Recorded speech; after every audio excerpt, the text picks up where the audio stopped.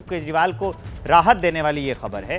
CM पद से हटाने वाली जो याचिका थी वो खारिज हो गई है। दिल्ली हाई कोर्ट से तीसरी अर्जी खारिज हुई। याचिकाकर्ता पर 50,000 रुपए का जुर्माना भी लगा दिया गया। न्यायिक व्यवस्था का माखौल ना उड़ाए, ये भी कहा गया।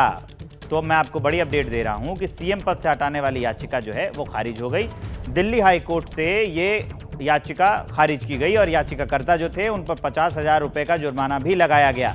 और कोर्ट ने ये सख्त लहजे में उनको चेताया, टिप्पणी की कि न्यायिक व्यवस्था का माखौल ना उड़ाया जाए इस तरह की याचिका बार बार देकर, क्योंकि पहली बार याचिका दी गई, फिर दूसरी बार दी गई, ये तीसरी बार थी जब खारिज हो गई। अब मैं आपको बताने जा रहा हूं कि आखिर आम आदमी पार्टी का जो है अब केजरीवाल का क्या होने वाला है, इसको जरा देखिए। बीजेपी क्या कह रही है? वो कह रही है कि इस्तीफा दो। एलजी ने केंद्र को लिखा है कि बैठकों से नदारद हैं दिल्ली के मंत्री, और इधर आम आदमी पार्टी ने कहा कि इस्तीफा नहीं देंगे, जेल से ही सरकार चलाएंगे।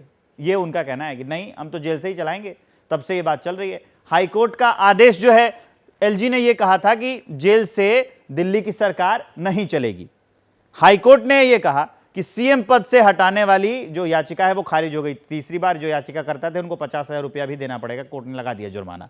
अब क्या है कि आम आदमी पार्टी का आखिरी रास्ता है सुप्रीम कोर्ट। वहां पर जो है अभी सुनवाई सोमवार तक हो पाएगी, जो इसके पहले मैं आपको खबर आपको बता रहा था। तो ये सारे अपडेट्स हैं। अब चलते हैं दीपक रावत के पास। दीपक, ऐसे होगा तो दिल्ली में फिर कैसे होगा, समझाइए जरा।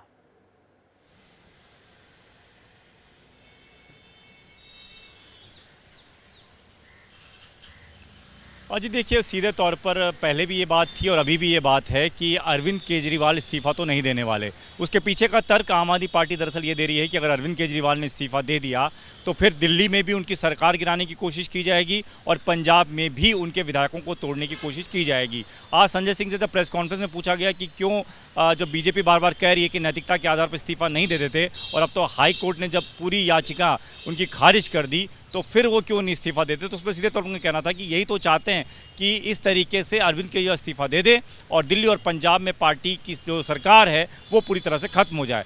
तो सीधे तौर पर आज भी एक बड़ी बैठक जो है वो अरविंद केजरीवाल के घर पर हुई। उसमें सुनीता केजरीवाल भी थी, उसमें पंजाब के मुख्यमंत्री भगवंत मान भी थे, गोपाल राय, संदीप पाठक जैसे बड़े नेता भी थे, जिसमें सीधे तौर पर यह बताया गया कि अरविंद केजरीवाल ने जेल के भीतर से एक मैसेज दिया है।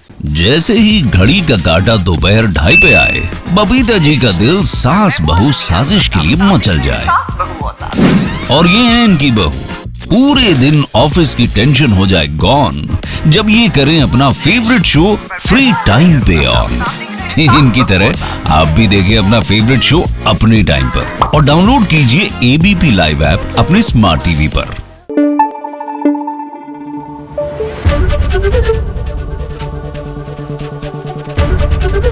एबीपी न्यूज आपको रखे आगे।